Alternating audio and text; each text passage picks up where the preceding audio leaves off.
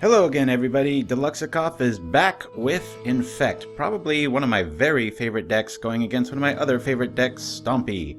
Not quite sure about this guy's list, but this is the age-old comparison of you do 20 things, I do 10 things. Classic battle of volume versus quality. I choose to block here just because I have so many critters in my hand that it seems silly not to. And plus the nice little -1 on the safe hold elite trick most players aren't aware of, even those that play Stompy. Nice way to permanently get rid of the thing. And as I'm fond of saying, you go ahead and gain as much life as you want. One of the very relaxing points of playing Infect. There's so much life gain out there as it's such a good strategy. And something I haven't brought up in other videos, there's actually no way of countering life gain in this format. But as you can see there, you might not need to if you play Infect. Quickly, a little note on this. Sideboarding, sometimes in this matchup, you don't want to have Apostle's Blessing because so many of your own things are green. However, you don't want to get rid of them altogether because you can do all your stuff minus a Vines of Vastwood on their side, and then at the last stage, once all you guys are Arnold Schwartzified, you can then give it protection from green. There's not much here. It's kind of a swing for the races. Had to mulligan, and I do keep one-land hands just because of the presence of Lotus Petal and the explosive draws.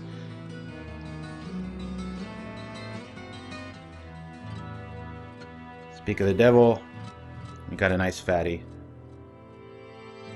We prefer these over the Rotwolf, as we're not really too concerned with draw. We're concerned with survival in that one swing, and that extra backside is very important at times.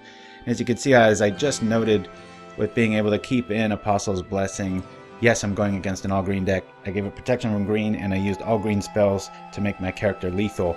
So there's exceptions to it. I wouldn't recommend boarding out more than one, but if you do need the space for stuff like Predator Strike, which is great because you know your creatures are going to be crashing together quite often, it's very valuable. Anyway, that's round one. Up next is a deck that I have recently covered, Goblins. Against Burn and against this, Gitaxian Probes aren't the best thing. It's nice to know if they don't have anything, but you're obviously putting yourself at a very distinctive downside of the race as far as going to life. Virka Claw Murs with Rancor are easily the strongest combination in this deck just because of their ability to grow and trample with blockers. A lot of times I will bait and switch, putting out a Blight Mamba because I think opponents think those are more valuable long term, and indeed they might be if I had a long term strategy or a lot of mana. But I tend to use Mambas to bait people to use their burn and then follow up with the Mur. But since I've only got 2 Mur, that's the plan here. And that was a very close game. I'm sorry, these matches go by so fast. I think it was pretty obvious what was going on there. This is a very skill-intensive fight. And so going into the sideboard, we've got a lot of things to consider.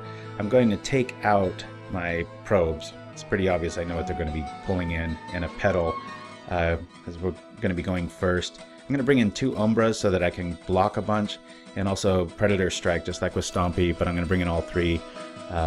Many times Goblins' way out of Infect is to chump block, so let's see how that works. So we're up a game against Goblins, count myself lucky on that one. I keep a 1-land hand, but it starts looking a lot better. And again, I'm bringing this out. If I can draw out the spell like I did, maybe I can keep their Goblin count down and solidify a little bit. Here I'm just hoping, because as you can see I don't really have an answer for backup there, but if I can get Rancor to stick I might be able to come through with enough power. Dicey situation here, volume versus quality again. We know we're going to get through. And here I think the better play is to keep back the Blessing. Of course we're going to eat 2 life. This is really going to hurt. Why I love Goblins so much. These 2 are very good decks if you have a busy day in front of you and you don't want to spend all day on the computer waiting for rounds and such, which isn't really an issue with leagues anymore. But as you can see there, some builds do run Fire Blast. I've never seen a Goblin list run more than 2. I'm up in the air on the issue. I think it really is metagame dependent.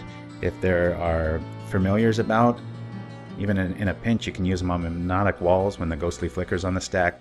There's some pretty good options there, and I mean, who doesn't like a 1/5 of your life total kaboom spell at the end of the turn? So anyway, we're off to the decisive round 3, or excuse me, game 3.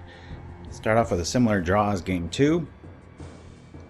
Winner of this one goes on. The other one doesn't get the big prize. Now I'm stuck here looking at one creature. It's a tough route. I've really got to hold back so I can protect it. The full slew of spell in his hands, it's almost kissing the game goodbye. You drop the moment at this point. At least now we've got 2 bits of backup. And the mutagenic growth. Which again, we don't want to really be eating life at this stage. And I like this play by this Goblins player. He's not too concerned with life. And making sure that, you know, he can live past multiple mutagenic growths. He's really gunning for it there. And I respect that aggressive play. Now I got no creatures, and this is about up. It's questioning my logic of not running Invigorate, and I lose this one. I don't win them all, obviously. When Infect got banned, when I should say when Invigorate got banned, thus almost banning Infect from anybody's state of mind, everybody was quickly to dismiss it as dead, and it definitely isn't as strong as it was. I mean, let's be very clear about that. But you have a situation where you're trading a 4/4 for a 3/3. Yes, Invigorate's a free spell. However, Seal of Strength is uncounterable once it's out. And what I mean by that is once you set it out and it's not countered, there's no reaction to it or no way to counter target triggered ability in Pauper. So there's some, and it's the most common way of your creature dying is Lightning Bolt. And you know, a 1/1, Lightning Bolt hits it, you sack the Seal of Fire. If you're tapped out, you're good to go. So it seems to play pretty even, and I definitely don't mind seeing it. Now, this is another Don't Blink matchup. We're going against Fiend Clops, UR Fiend, whatever you'd like to call it. And this is just a super race. I mean, they've got supernova qualities, so do we. Look at his hand, and we see the Battle Rage, the Dispel. There's some tricky plays when Dispel's present. Not wanting to play a Vines of Astwood on their guy because they can go lethal, which is going to be a point in a minute here. So we're both 1/1. As we can see, a Mutagenics stops Gutshot, which I run 4 of in this deck too, for different reasons, but very strong card. Here's the scenario I'm talking about. They can't block that. We're able to still hold back damage. And this is where the little dance begins. He's got me dead if the right combination of things happen, or if I try to do something to his Fiend and he dispels it, or Gush happens. It's a nerve-wracking matchup. So here he represents Lethal Swing. Now at this stage, Battle Rage countered.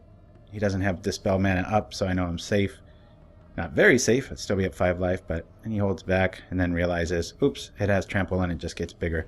So that's game 1. In the sideboard for this, I'm a fan of Umbras just because blocking happens. There's that rare game where, you know, the Delver can keep coming through. I'm going to lose a lot of Gitaxian probes because every little bit of life is helpful. Now we're off to game 2. It's got to feel invigorating, speaking of invigorate, for him to be able to just look at my hand and who cares about my life knowing that I'm on Infect. This is a great hand for obvious reasons. You know, you react to one with the other. Oops! But he's got me beat there. Beautifully timed. I think I pay him some props here, yeah. Nice when you calm under fire. Here comes our friend, Seal of Fire. Now, we just have a counter spell sitting out there. You got a Lightning Bolt, I got a counter Lightning Bolt. This, you could argue, is a play mistake.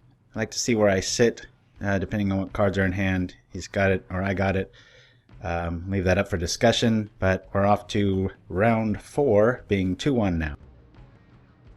What I think is Boros Kitty. But, as we'll find out, I make a mistake, and this is just traditional Affinity. Looks like he's a little land screwed. This is a scenario when, if I did have a mutagenic growth, that's kind of a bad play unless that's their only out, because mutagenic growth stays past it because they don't have 3 artifacts out. But there's our little saving grace, Seal of Strength. And we're going to show some strength here and bring this out. And this feels nice. I mean, other than a Journey to Nowhere, there's not much that's going to screw us up. And we don't mind seeing this, obviously, because we have the Rancor in our hand. And this one should be quick. Double check your math. Never play fast. These decks, probably my biggest advice to you if you're playing this or Stompy or Goblins, is play slow.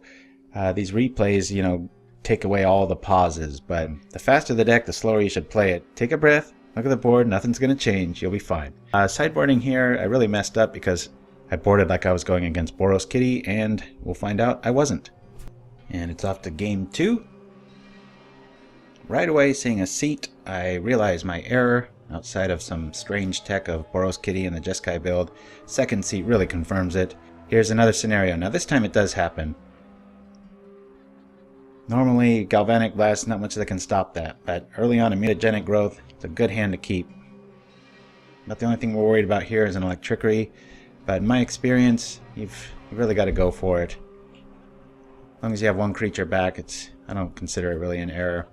This is where I'm regretting not bringing in Nature's Claim. Against Boros Kitty, sometimes I don't do it. I definitely would, knowing that it's just sheer affinity, as I can clear out blockers. Actually, the argument can be made against Boros Kitty. Sometimes I bring in all 4, depending on their list, or if you see Journey to Nowhere, because the end of turn Journey to Nowhere is just devastating, and I'll get a little bit more on top of that later. And here, normally that would have been a change, but because of the nature of Infect, which a lot of people ignore, or forget about, you're able to still keep your guy alive and trample over, even though it was a 4-4. This Mer Enforcer was a 3-3. I really respect Tog, and we're going to see why in a minute. Coming over, hoping he does a dumb block. He's not. Really would be nice to have drawn my Predator Strike there, but there's only so much time in the day when you're going against a Tog. It's a nasty Clockmaster.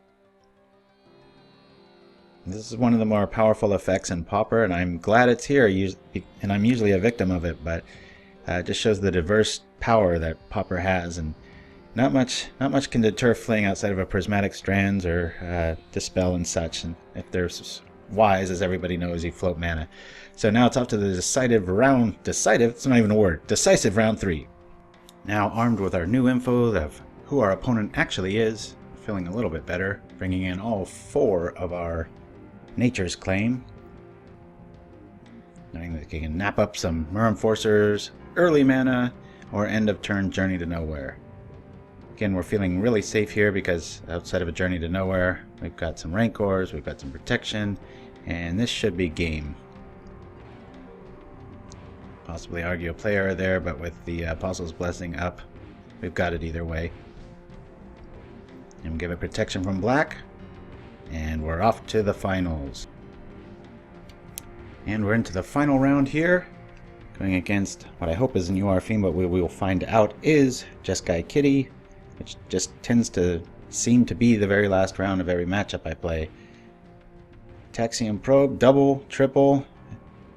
What I'm after there is a Lotus Petal so that I can bring out an early Mamba and have Vines backup. We didn't get it. We're just going to have to settle for a little bit of a slower Vines roll. We're already at 12 thanks to ourselves. Try to keep things alive here. And I do know this particular list, and it just has an ocean of red removals. So we have a really uphill battle here, especially with only, I think it's 14 creatures. Counting Firebolt and other things, they've really got our number here. But we don't have to worry about their life gain, which is nice. And this matchup in games 2 and 3, if it gets that far, Nature's Claim is, at the end of the turn, is a very good trick. Most pilots get a little foolhardy, they have 8 infect counters and they're at 40 life, and so they feel kind of bulletproof. You can see that one's over quickly. I'm going to try to come out swinging on this one. We've got a pretty heavy creature draw, which is definitely going to be needed because of things like this. Right then is when we'd want to see Galvanic Blast, but we see Lightning Bolt instead. I'm going to bring out another heavy hitter. This time we've got it. There's the mistake I was talking about, but he draws into it again. This commentary feels a little bit silly because it's kind of obvious what's going on. Other than that, you can just look at the hate piling up in the graveyard. If I can power through this, it should speak to some level of degree of seriousness that this deck poses against a deck that's just known for being able to just riddle creatures away and destroy the metagame piece by piece. We've really faced quite the gambit this tournament. I mean, we've faced Stompy, we've faced Goblins, we've faced Fiend, we're facing this, we've faced Affinity. I thought the only big one we didn't touch on was Mono Black and Delver. Gut shots come in with Delver, definitely. That's kind of a no-brainer, and that can be a close matchup. There's again, it's one of those you play 4 or 5 games in a row where it just feels like, wow, this never loses to Delver, and then there'll be 3 in a row where it does. Mono black, on the other hand, the Umbras are great if they're running a real steady edict. You've got the Corpse Cur, which late just comes full circle, and obviously Apostle's Blessings shine because their whole deck is black. So that's actually a little bit favorable, and I'll go over the stat sheet like I did in my other videos at the end of this. Got them kind of against the ropes here, and it's off to the decisive round to see who wins some money. Now it's winner take all, or take some. As at this stage we're both 3-1, trying for that 4-1, still get to figures. And here we go with the removal again. I don't have the mutagenic growth to keep our creatures at bay. Yeah, I might have wanted to represent Mamba there, but just gonna see how much he's got. Boy, does he got it. 3 in a row, look at that. Well, we've got our Journey to Nowhere insurance in hand. Now, as we favored the Mamba there, might pay dividends, as this is going to cost us an attack phase. Yet another removal spell, but we're still able to keep him alive. And now we've got a little bit of an opening here. Don't get careless with your nature's claims. And I'm going to play this over the Myrrh in case he's packing Electrickery. I don't want to lose 2 things. And again here, I don't want to do something cute like drop the Prism and make him gain 4 life. Just it doesn't gain us anything. We're really after... that's an end of game, eat your own Rancor to stay alive against burn sort of spell. Or a most favorable outcome's the end of turn Journey to Nowhere. So I mean, look at that graveyard. It is just chock full of just everything under the sun, and he's buying himself some good turns, knows the rules well. A lot of people make some of these mistakes. Pretty obvious stuff. If he has another burn spell, this is just going to be crazy. Yes, I know he's drawing into things, but look at that graveyard. Holy smokes. Well, I'm going to gain 4 life then. Tired of waiting, you're tapped out. I think I got this one. So there you have it. That's Infect going 4-1.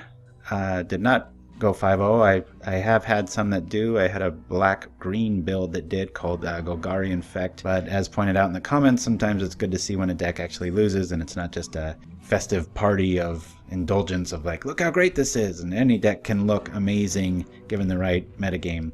But hopefully this insight shows you that Infect isn't dead. It's alive and well, and I wanted to cover green without going into Stompy because that's kind of what I've been known for, and it's been done through the wazoo by every single player out there, and not much has been done on Infect. So hope you liked it, and we're gonna look into the sideboarding options next. So here we have my Infect list, and as you'll notice, I only run 3 Apostle's Blessing. I would love to run 4, just the card quality can't quite contain it. I've got shots there for Delver. Predator Strike is great against Stompy, Goblins, as we've already covered. Corpse Cur is a wonderful card versus not Fiend, but Control, as well as mono black elements, and you can get a kind of a recursion engine. It's very fun to be able to Corpse Cur and a Corpse Cur. I've already explained Crisp Bear over the Rotwolf.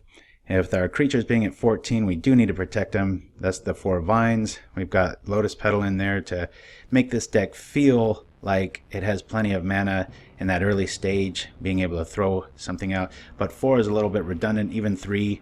2 just seems to be right. I think it's Jasiri84 started doing this a while back. I tried it out and just felt right. So kudos to him. He played a lot of Infect back in the day, and this list is obviously going to be similar because there's only so many options that are valid within Infect.